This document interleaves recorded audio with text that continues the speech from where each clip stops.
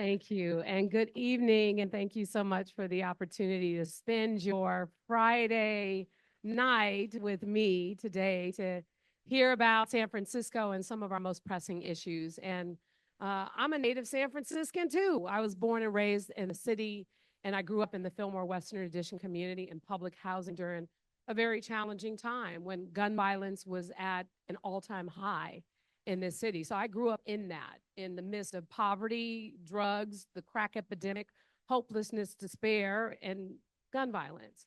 And one of the reasons why I got involved in public service had everything to do with wanting to change my community for the better. And so here we are. I became mayor, some of you may recall, after the tragic death of Mayor Ed Lee overnight, in the middle of the night in a hospital room. I helped lead this city through that time. And then who would have predicted a once in a 100-year global pandemic?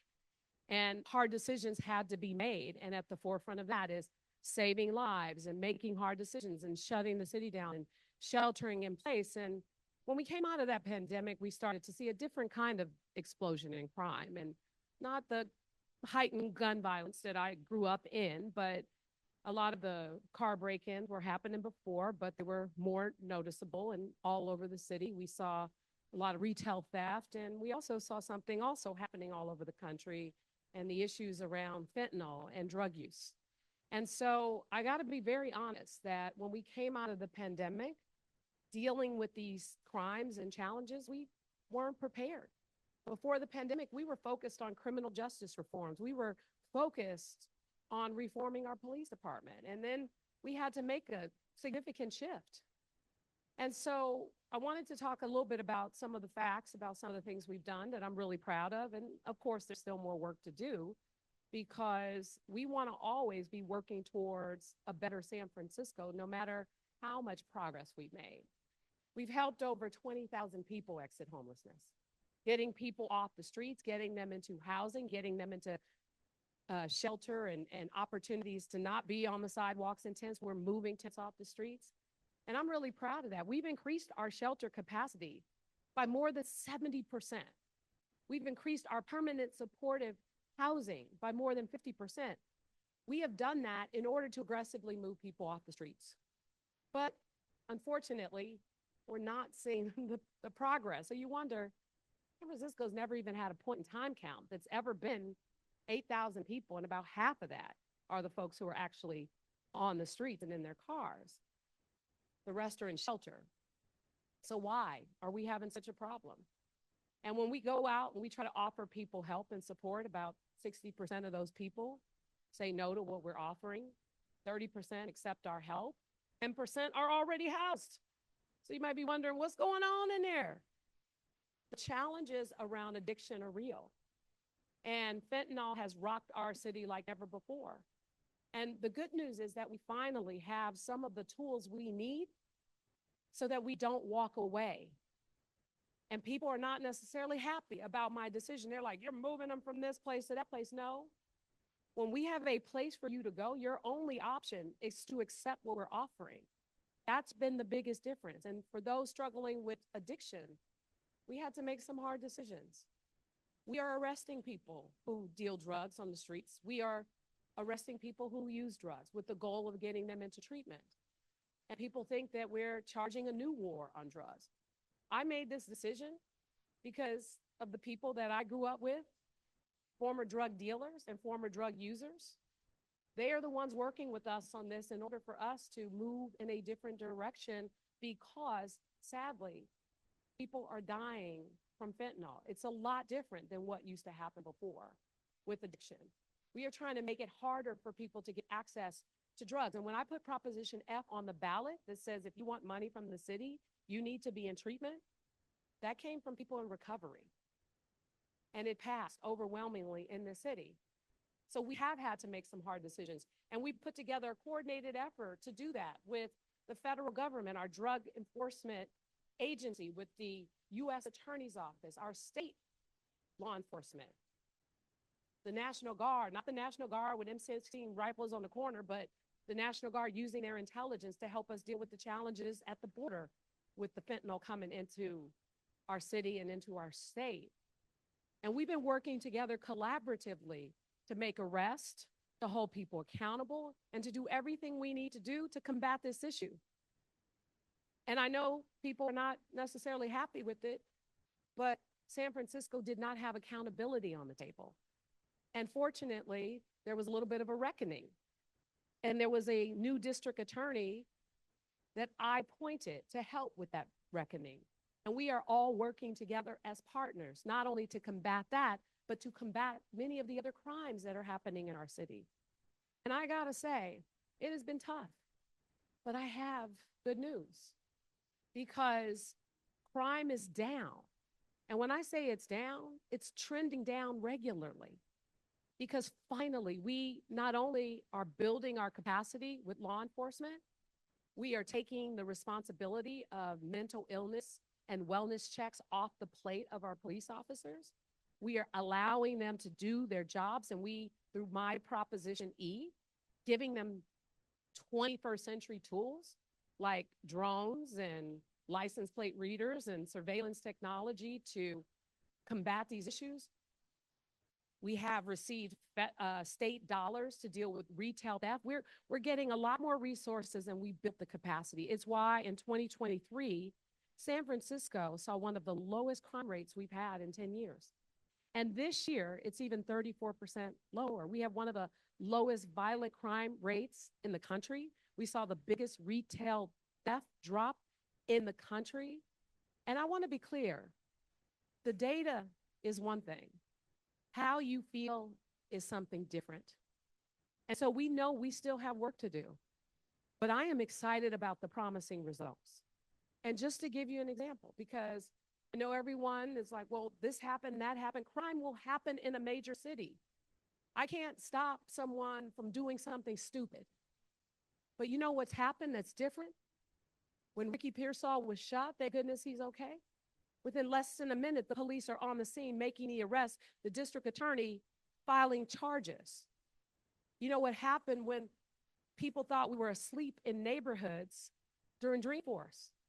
When a car rammed into a store on the corner, 4 people. They thought they were going to get away with it, but we had drone technology, license plate readers, and so 4 people were arrested, even in the East Bay. Because the biggest difference that's happening with crime in San Francisco is after it happens, you will be held accountable. You will be arrested. Our district attorney will prosecute. And combating crime is not just about police, although we anticipate that our department will be fully staffed in the next 2.5 years because of the work we've been doing together to get there. We have taken a lot of work, as I said, off their plate. It's the work, the tools, and the support they've been given is why the Police Officers Association has supported me and why we are going to get to a better place. But it's not just law enforcement. It's being creative about the tools we have. We have not abandoned our values of second chances and opportunity. I have people who are formerly incarcerated who work for me, the mayor of San Francisco. But when you cross that line, there has to be consequences. And that's what's here now that wasn't before.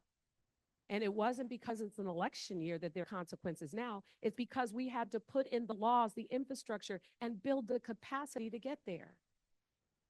That's why I'm excited and optimistic about the future. And what does the future hold for the most amazing city in the world? A bright future. And when I say bright, I know everyone's trying to write us off. They're trying to say San Francisco is dead and all these other things. But all of you creatives and people who decided to either come here or grow your company here for whatever reason, you are proof that that is not true. And downtown is thriving and coming back. It is not what it was before the pandemic, nor will it be.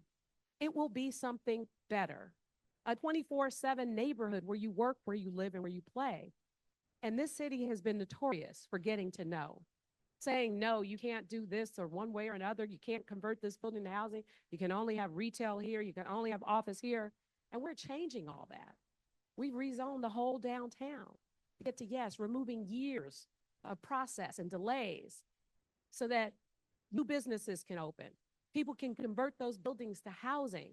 We can get to yes, and my 30 by 30 plan is to bring 30,000 new residents and students to the downtown by 2030, and to make downtown something that it has never been. Fun.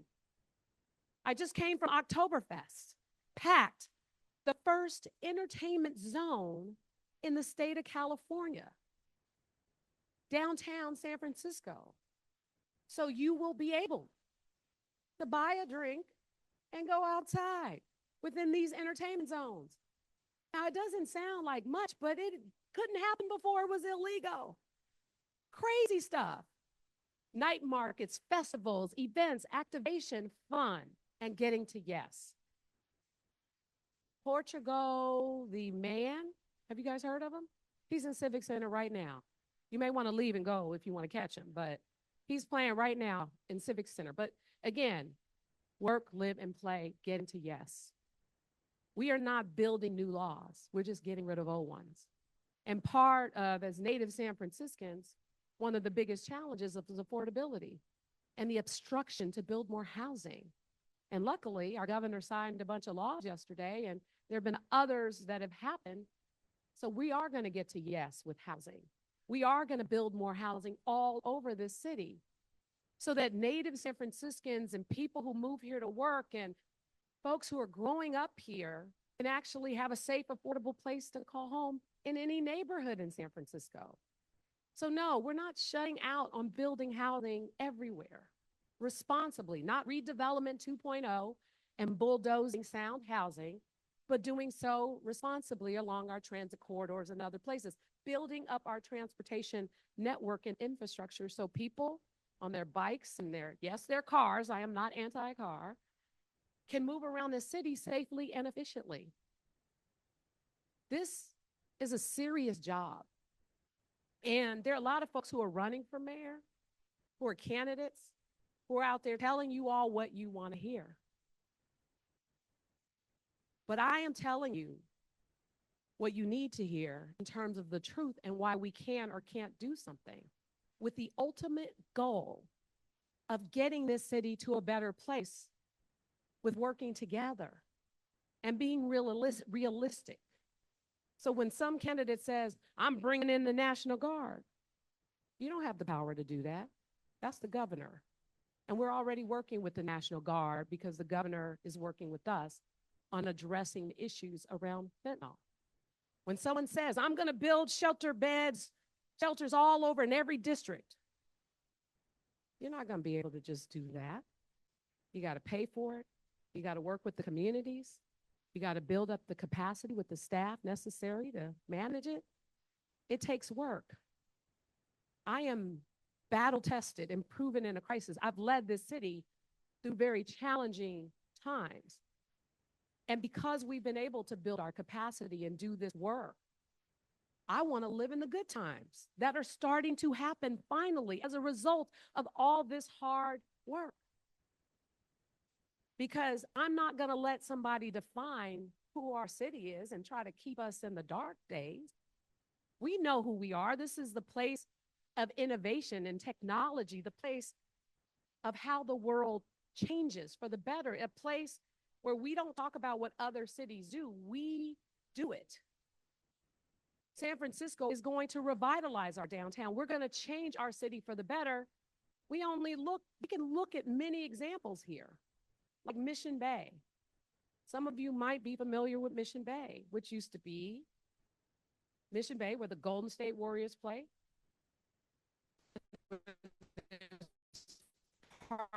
There's parks. It's a beautiful new neighborhood, but it used to be railroad tracks, a golf driving range, and a spree outlet. Growing up in San Francisco, we didn't go to Mission Bay. It wasn't even called Mission Bay. And the point is, we have examples of being innovative.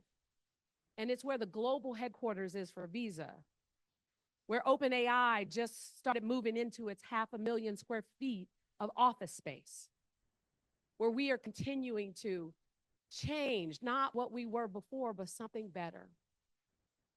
So my hope is that we continue along those lines. And so many of you innovative people of the technological world, you are paving the way from the future. And you're doing it right here in San Francisco. So when people said, who's the solution? The mayor's a part of that. But you are the most important part of that. What you do changes the world. What you do helps us to provide the kinds of solutions to our most pressing problems in a more responsible way. And that's what I'm looking forward to, because it's been rough out here. And I'm looking forward to something better, and something better is happening as we speak. And I hope to answer your questions and hopefully earn your support this November for Mayor of San Francisco. Thank you so much.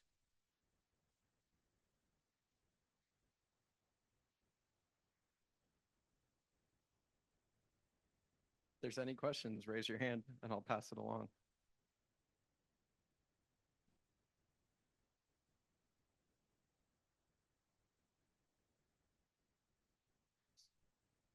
Thanks for coming to speak with us, Mayor. I live up in Laurel Heights, and many of the boutiques and shopkeepers in Sacramento have been burglarized multiple times in the last several months. I know the crime rate's going down overall. When I talk to the shopkeepers on Clement Street, who've been burglarized multiple times in the last couple of years, the common theme is we need more police. And so it's nice to hear you say you have a plan to get fully staffed in 2.5 years. How are you going to do that? Why hasn't it happened faster? What is the problem getting more police on the street? That's what I'm hearing from the neighbor shopkeepers that they really need.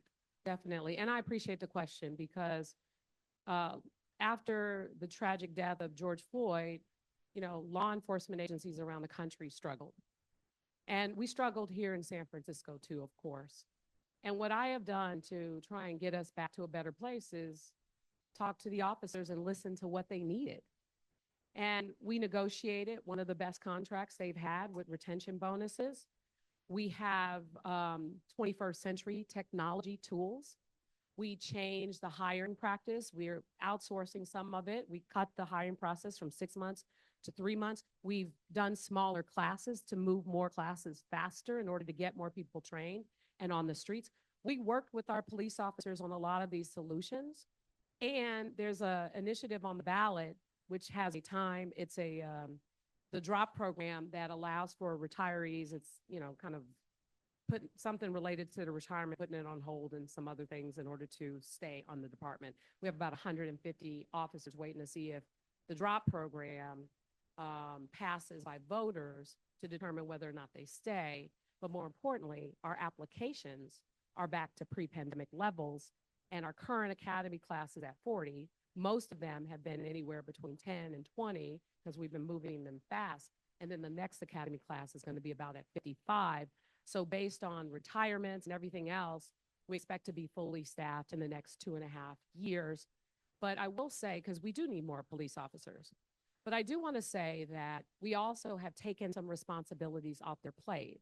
So the Streets Crisis Response Team is an alternative to the police response for mentally ill people. Wellness checks are no longer their priority A cost because they'll be in the neighborhood, then they got to leave for a wellness call. So we work, again, with a lot of the officers to make a lot of the changes, which is why the Police Officers Association supported me, because we are working very closely together to address what the biggest issues are. And we are also seeing morale increase. And what's so great about that is the best recruiters of the department are the police officers themselves. We've seen a number of people transfer from other departments to come to San Francisco. That was happening. That was the opposite. It was leaving San Francisco to go to other departments. Now we're having the reverse.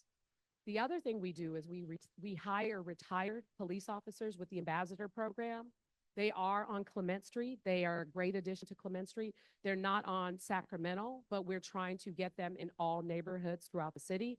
It's been a great program, and we're really excited about that.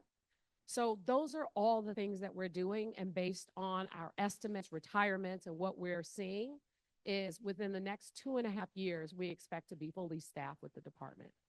But we won't just stop there once we get to that point, because you always will have someone retiring, someone out on disability. There's always going to be those things for different departments. And we got to keep at it. We got to make sure that we have a continuous pipeline, because there were roughly, I want to say, 2 or 3 years right before I became a member of the Board of Supervisors where there were no academies. There were none. And we have a big gap in leadership even. So this is what we're doing to build back the department, and we're going to get there. The last thing I want to say, because I didn't expand upon the 21st century tools, because this came from the police officers. They were spending too much time in the stations writing these reports. And now, depending on the crime, the camera is used as a tool to write the report, so they don't have to leave the area to go in and be off the streets to write a report. So we're setting up that technology for that purpose. And then also, because I've had so many problems with the police mission, we are able to introduce things on the front end, like the surveillance, the drones, the license plate reader. So just to give you a quick example, and if you also want to Google some of this, our license plate readers, we have 400 going up all around the city. They're only 100, almost 200 up. As soon as they spot a stolen car, they don't even have to have license plates. Little red Corvette, dent on the right door, description, ping, instantly. We get a visual. It's like Google Maps. You see the whole thing. And in the cases of some of the stolen cars that come in, this is how we are able to make those arrests. We had a stolen car, ping. We had the drone technology go in. Picture as if you're watching a movie of someone breaking into a car, stole 4 pieces of luggage, and the police just put out the spike strips. Folks, cars, tires flat. They go running. The police make the arrest, and the luggage gets returned. And those folks are facing prosecution because we also have the evidence.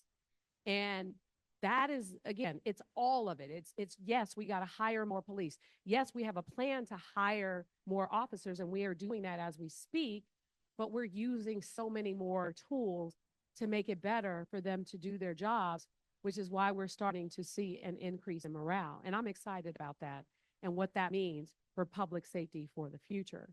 And my hope is that we could, prevent all of that that's happening to so many of our small businesses, and we will get there.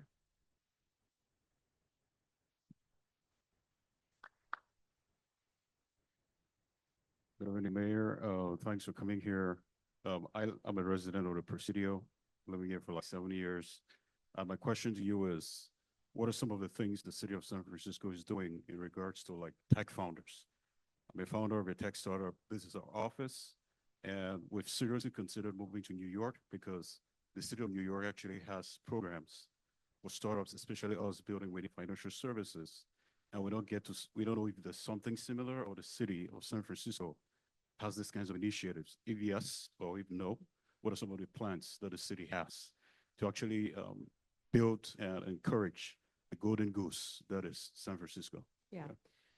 So we do have, and I'm sorry, I don't know it all off the top of my head, but our office, and this is I know you guys have conversations here, but we can have the director of the Office of Economic and Workforce Development come to talk to you about what those incentives is, which are mostly a lot of tax incentives for startups, and it's within a certain threshold that we provide as a way to support some of our small businesses.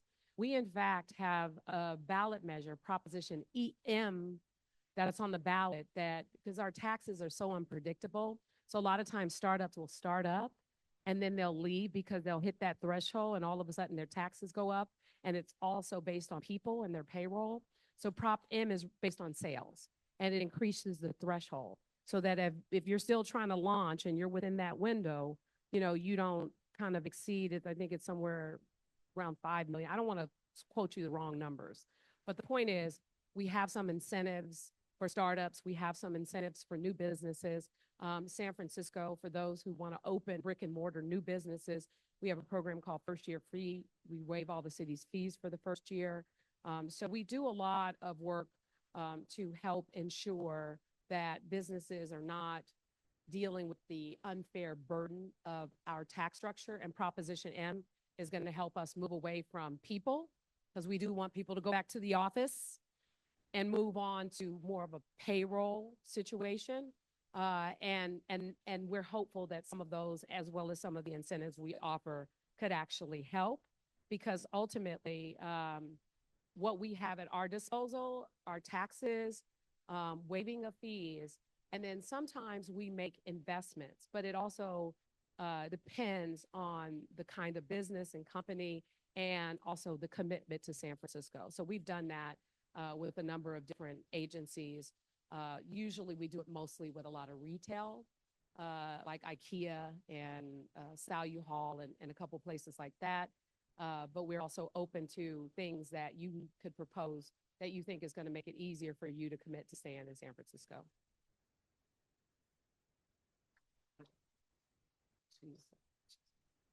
Oh, hi, my name is Naima Hall, and I just want to give you kudos, Mayor London Breed, that I'm a recipient of your SF Home through the Sea Cares program. And I talked to you at the Chinese New Year event this year, but I am one of the, I'm benefiting from the work that you're doing. I could see the departments that you have separated working in downtown. I live right on Jones and Market. It's kind of like 6th and Market. So I see a lot of activity down there, and I hope that the police that are stopping all those sales, I call it the black market, that's right there on 7th and McAllister, because I've lived in San Francisco for 10 years, and I've never lived in the Tenderloin area, so it's kind of scary for the last 2 years that I've been there. But I was just wondering why the police watch the people that hang out and loiter, and is that loitering law going to change back or anything? Yeah. So one of the things that we've done in the TL and more to come is, as I said, we've had to make hard decisions, and that includes arresting dealers and includes arresting users. The other thing we did more recently, you might be aware of, is we put curfews on some of the stores in the Tenderloin that have to close at a certain time, which has helped to a certain extent. And one of the reasons why police don't go into those situations, it depends on the numbers that they have. If it's just 2 people, it's a huge crowd. Unless they have bodies and the support to be able to deal with that, especially in the middle of the night, they just won't react. I think more so what they try to do for people who live there is make sure people know we are here. If anything jumps off, we are ready to do what we need to do. And then when they're able to do something like make an arrest, like if someone's using drugs or someone's doing something they shouldn't do, they do. But one of the biggest challenges that we have right now, because again, I know a lot of people are saying what they're going to do, like one of my opponents, I'm going to stop street vending, right? So the problem we have is the street vending issue, it's state law. And so we have no ability to use law enforcement to enforce on street vending. So what happens is the law, and then we have to use a non-law enforcement component. So when the police are engaged in what's going on with the street vending, they are there to make sure that nothing happens to the non-police personnel that we have in there enforcing the law when people are out there on the streets doing what they're doing. We're working with Scott Wiener to make some changes to that law because it's insane. And when I say insane, it's why we've seen, the amount of vending on the streets in the Tenderloin, the Mission, and in other places, blow up. We work with a lot of the small mom and pop vendors to try and identify locations to give them free permits.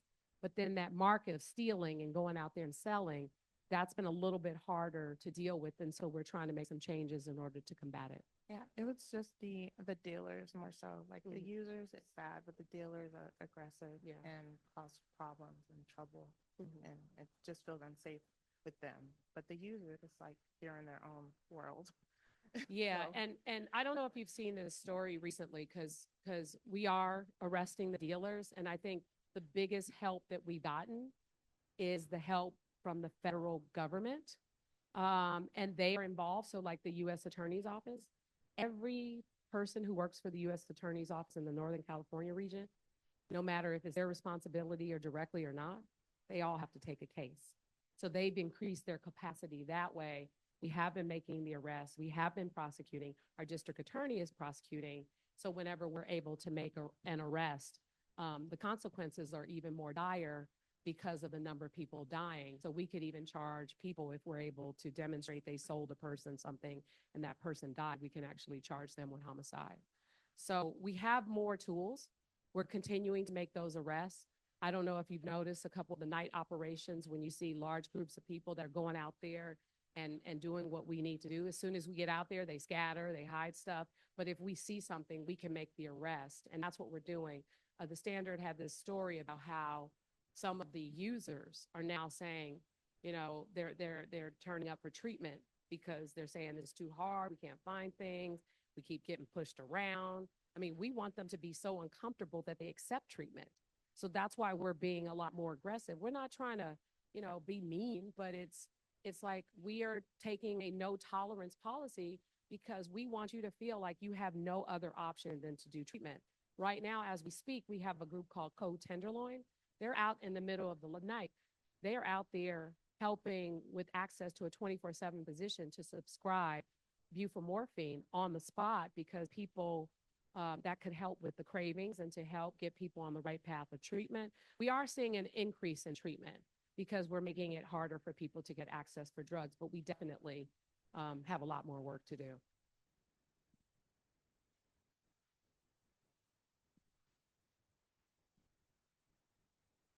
Hi, Mayor London Breed. I work for City Team San Francisco off of Natoma Street. My question to you is, as our city continues to find ways to address the unhoused and the individuals who are addicted, how can we City Team SF work collectively with you to address and provide continuous case management for our struggling community? The city who? City Team San Francisco. What is City Team San Francisco? We are a ministry based on recovery and based on the Bible. I once was addicted to drugs. I have 16 months clean and sober, and I work for City Team right now. And thank you. And I'm working there, and we serve the community every single day, and it gets hard with the fentanyl around the corner. I'm in recovery myself, and we're trying our best to stay open. My question is, how can we work with you all to help our community as a whole to find case management? Yeah, and I appreciate you asking that, and I'm glad that you are in recovery, and we'll pray for your sobriety. This is very personal for me too, because, I unfortunately have lost a sister to a drug overdose.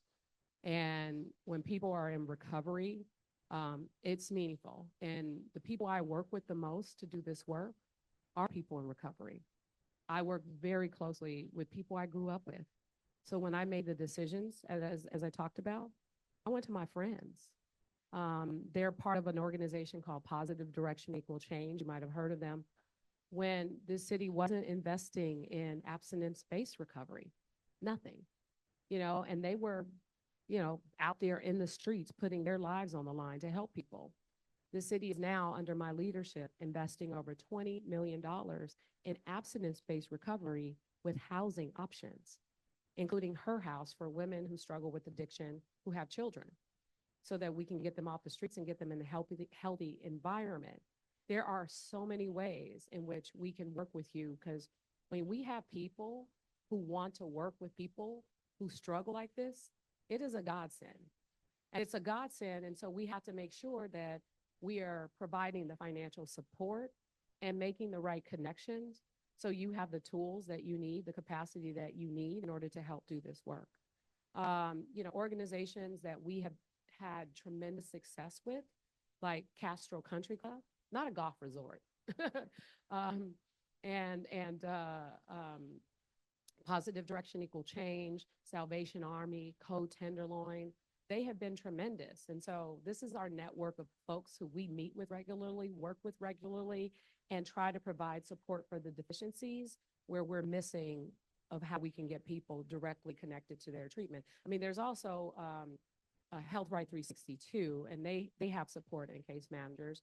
But what we can do, because then the city has support as well. So we have to make sure that you are dialed into the network of what we are doing, whether or not that network can be expanded or it could be provided through what you're actually doing. So that's a conversation we can definitely have, because the more people that we have to help us do this work, the more people lives that we can save, because that's how I see it. You know, I see, I mean, it's coming from the right place. It's tough love, but it's coming from the right place because I want people to be able to testify and tell the same story you're telling. And that is, I know, the only reason why you're out there too, doing it for other folks. So let us connect you with the right people within my administration and some of the stuff that we're doing and see how we can work together. Thank you. We have time for one more question. Hello, Mayor. First of all, thanks for coming. I'm Mafame Mashairi. I currently work with City Team as well. I'm the executive director in SF as well as director of development in San Jose. I first want to say we should give you a round of applause for coming here because it is a fantastic display of democracy when elected leaders can stand in front of constituents and potentially face scrutiny. And so I think that deserves some merit. And so yeah, let's clap it up for that. Really, it's important. My question is more about currently, there is a mighty mood for collaboration that's happening. I'm not sure if you are aware of that, but it's happening amongst nonprofits. And so I would say, akin to Kadai's question is there an appetite within your administration to partner with some of our faith-based organizations to solve this problem? Because it's a Herculean problem. And we've come to the conclusion that attempting to solve this in silos is just not effective, as well as it's not sustainable.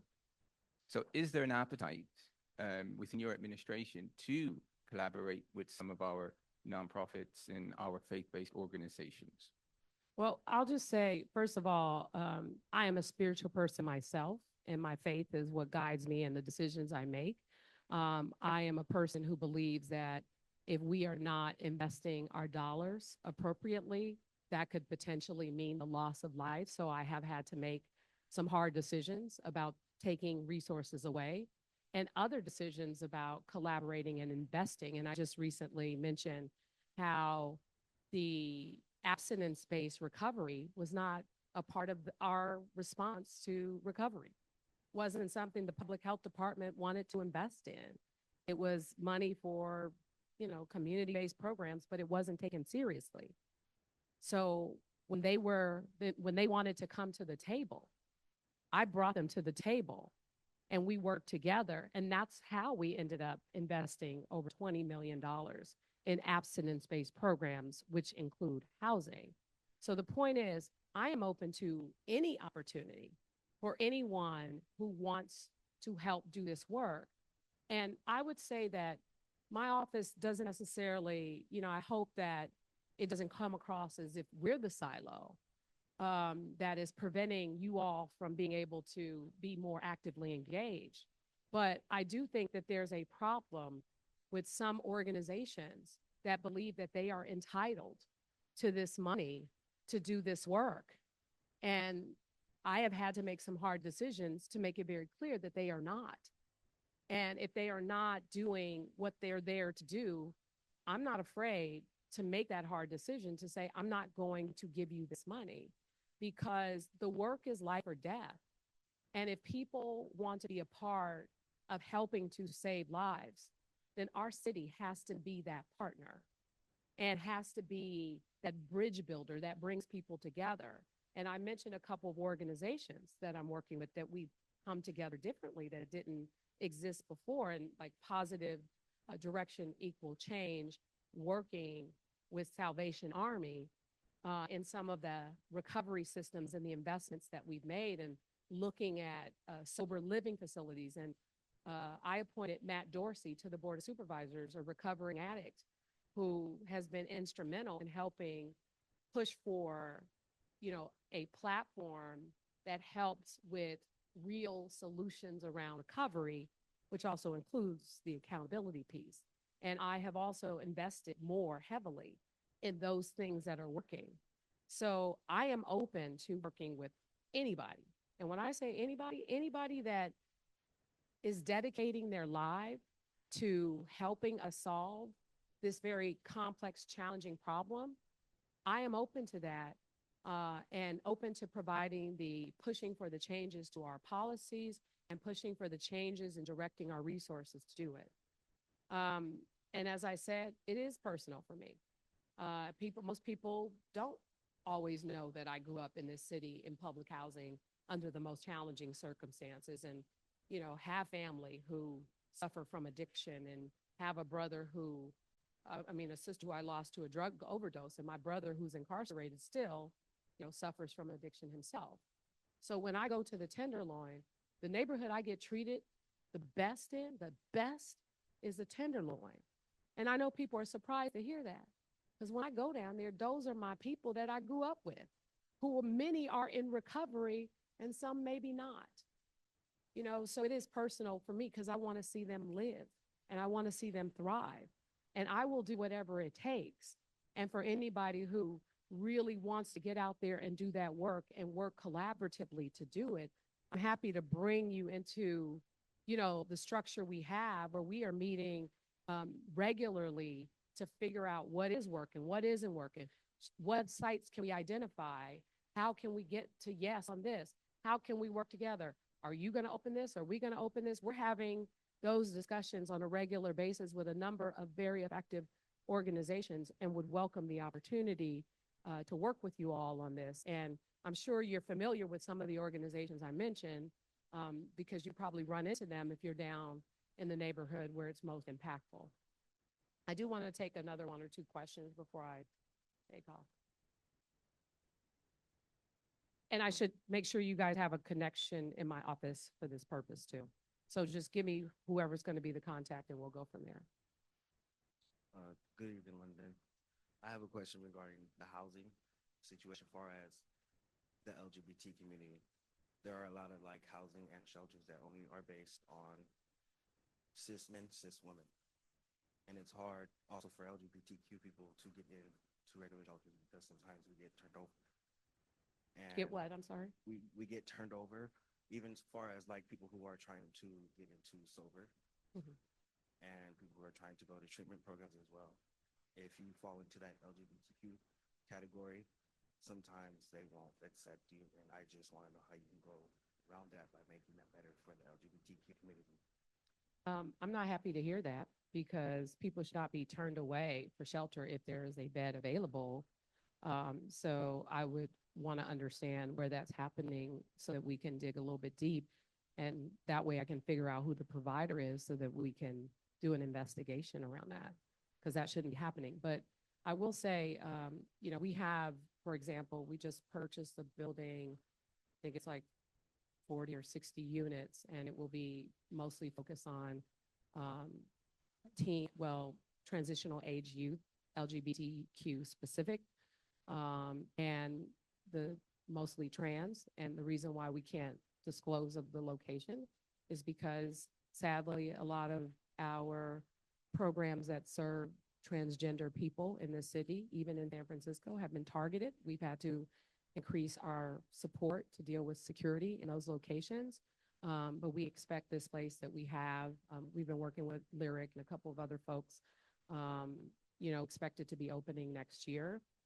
We did a shelter specifically for transitional age youth, which mostly working with Larkin Street. You might be familiar with these different organizations because of the work that they do specifically to support LGBTQ youth through their various programs. So we have some options with the goal of transitioning people into housing.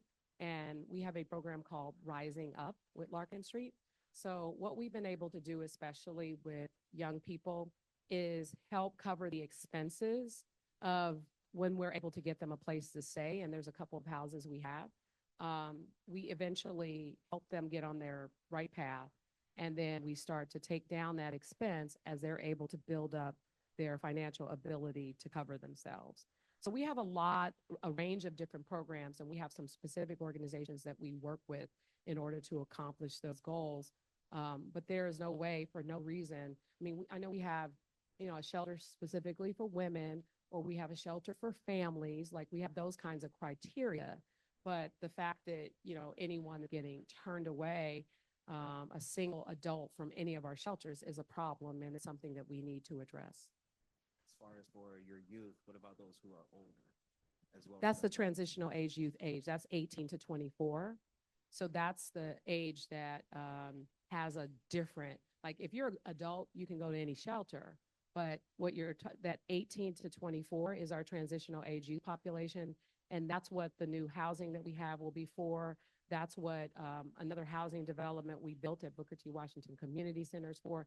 And that's what we have a specific shelter for that purpose as well. And we could make you aware, we can provide you with the information again. I don't know, I know where the locations are, but I could provide you with that information. I don't think I would benefit. I'm 28 and. But to help somebody else. No, yes, of Yeah. course, yeah. Because it's, I'm transgender myself and I've seen a lot of people struggling. Mhm. So I just want to help in that area. Yeah. And we have an Office of Transgender Initiatives. It's run by Honey Mahogany. And in fact, there are a lot of resources. We have vouchers for housing. We have, through our Trans Home SF program, we have other resources and tools within, our office is probably the only one exists in the country. And more importantly, the kinds of resources that we have dedicated to help trans youth and to help end trans homelessness in San Francisco, we have been the leader, and we have a lot of great resources for that purpose. So I think it starts with a sit-down conversation with Honey Mahogany. Thank you so Thank much. you. Hi, Mayor. Thank you for coming tonight. I come from a family that has a long and complex journey with addiction and recovery. And I hear you talk tonight about your main goal and focus of getting people in recovery who are looking for it and helping them. I think from my personal experience, I'm obviously it's a very long journey post just getting into recovery, and I'm really curious on kind of how your social service plans and support is kind of for the entire journey of recovery. It's not like just something that you put a Band-Aid on, and so I was just really curious to learn a little bit more about kind of what that is like in your position.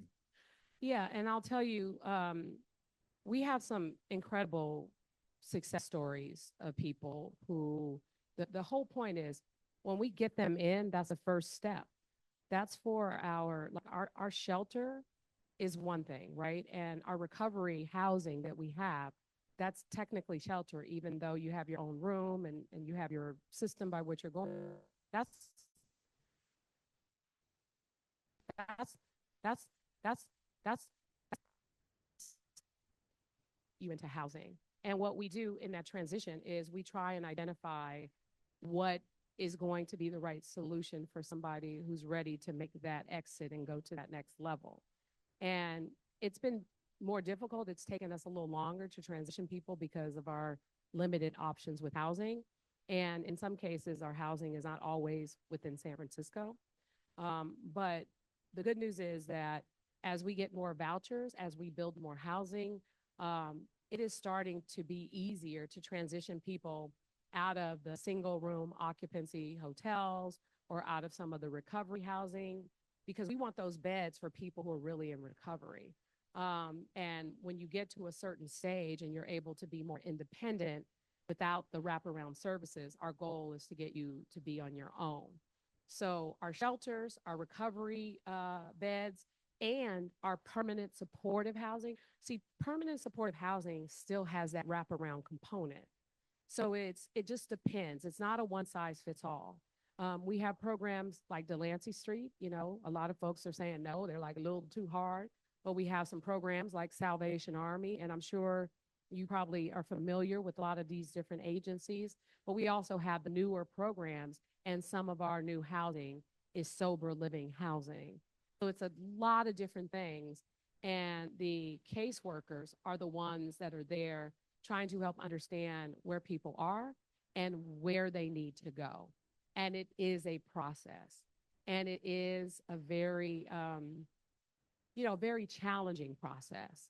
And the good news is that with a lot of our affordable housing all over the city, we are able to prioritize people who are ready for the next level.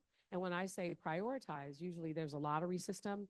But even when you're in shelter, you're still classified as homeless. Even when you're in recovery housing, so there's a priority that you get in order to get you to something a little bit more permanent.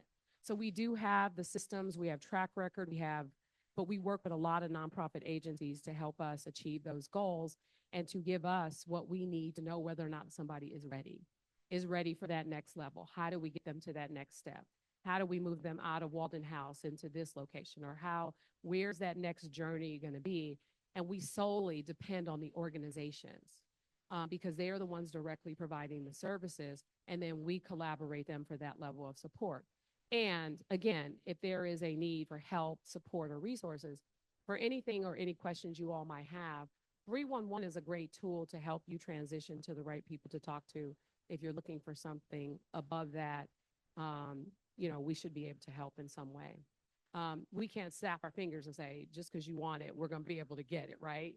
But we will put you in the pipeline to get to that place and give you a bit of an understanding as to how long that might take. And sometimes it does take a while.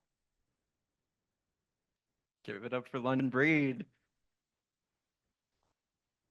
Ooh, y'all made me work tonight. Thank you so much for the opportunity to be here.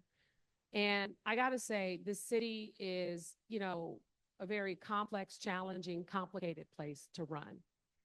And anything can happen at any given time. And I know there's a lot of folks, as I said, running, and they're telling people what they want to hear. But it's not easy. All of you in this room, many of you starting your own companies and doing things in your lives, that's not easy. And if someone is trying to give the impression that just they'll be able to make magic happen and the city's going to change, no. The reason why, at least, the city is starting to look and feel better is because of hard work. It's because of trying to deconstruct bureaucracy to get to yes and to make magic happen and to make these complicated bureaucratic systems work in order to serve you and to get the city into a better place, the place where we all want it to be. And that is what I'm working towards. And that is why I'm running for re-election. Because I've been living in the defense, putting out fires, taking us through pandemics and all kinds of stuff. And now as we build, we are starting to see that change, and there's so much more work to do. And my hope is to have your support, because this is a serious job, does not lend itself for on-the-job training. And I am hitting the ground from day one, taking this city to new heights. And I'm looking forward to seeing change, to seeing new companies grow and succeed, to seeing people in recovery grow and thrive, to see next generation San Franciscans be able to stay in the city that they call home, to make our schools better, to deal with our transportation network. All of it is complicated. And all of it takes strong leadership and working together. So I thank you for being here on a Friday night to hear a little bit about what I had to say. It means a lot. If we did not get to your questions and you want to follow up, and there's some follow up here, I know. This is Sarah. Please make sure you get to her. I would love your support. If you want to contribute to my campaign, I'd love your money. If you want to host a house party with undecided voters or what have you, or if you want to help us, make phone calls, knock on doors, help us get to the finish line, help us win this race, and help us with whatever it is you're doing, make San Francisco a better place. And don't let other folks try to define who we are, because you represent who we are. We're not going to let anyone tell us that. We're going to show them who we are with the change that we are starting to see when San Francisco starts knocking down everybody's door and creating the new technology, innovation, and fun that we are known for. So thank you again for the opportunity to be here, and I hope to have your support this November. Thanks so much.